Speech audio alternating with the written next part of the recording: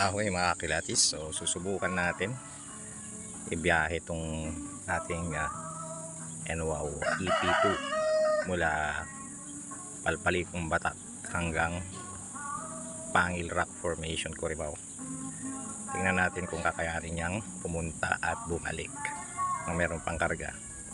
So ito medyo bawas na to, nakapag-travel na kanina ng mga around 6 kilometers.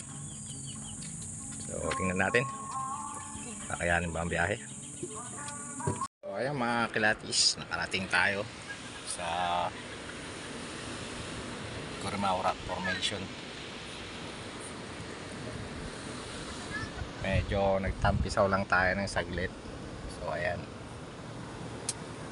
ngayon titingnan natin kung mauuwi pa tayo ng e-bike na to, kung makakarating pa tayo pabalik nung Palpalikong Batak. So ayun mga kilatis, nagbabalik tayo para i-update kung anong nangyari pagkatapos nating makarating sa Pangil Rock Formation sa Curimaw. So yun, sa awa ng Diyos, naiuwi naman tayo ng ating NWOW EP2. At yung sa battery niya, blinking 1 bar na siya nung pauwi na tayo. At mula dun sa sentro ng Batak, medyo bumaba na yung speed niya. So tumatakbo na lang siya ng 22 kilometers per hour. At hanggang sa malapit na sa bahay, mga 19 pababa ng 18 to 17 na lang yung takbo niya. Pero yun, umabot hanggang dito. So kung full charge siya siguro, hindi kasi ano dito nakikita kong ilang eksaktong percentage. So bars lang siya, kaya hindi natin sure kung 7 hours ko nga pala siyang kinarge bago gamitin. So yung recommended charging time niya is 6 to 8 hours. So next time susubukan naman nating i-charge siya ng 8 hours at magkakarga tayo ng 3 pasahero. At titignan natin kung may uwi tayo ulit ng NWOW EP2 pabalik sa ating base. So ngayong unang test natin is isang bata lang ang sinakay natin, kasi nag-aalangan tayo kung may uwi pa tayo, kasi nga nabawasan natin yung full charge niya bago natin i-test sa malayo. So ayun, sa original na EP o electric pedicab ng NWOW, yun yung unang version, yung wala pang gantong bubong, wala pang gantong kaha.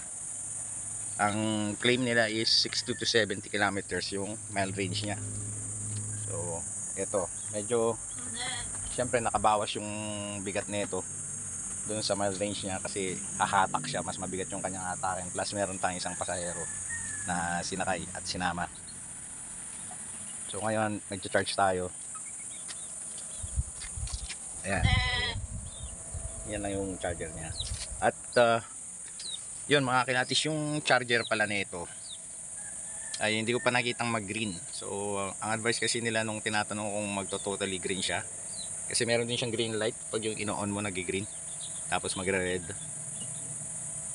Subukan daw tanggalin after 6 hours, kung tapos ibalik kung magi-green. Pero so far hindi ko pa siya nakitang nag-green. So natin i-sure kung magi-green siya kung talagang punong-puno.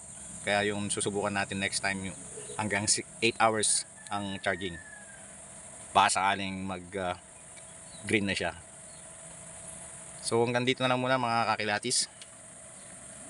Ito na muna ang ating feedback or review sa ating NWOW EP2. Ayun, sana nakakuha kayo ng idea bago mag-purchase ng ating NWOW EP2.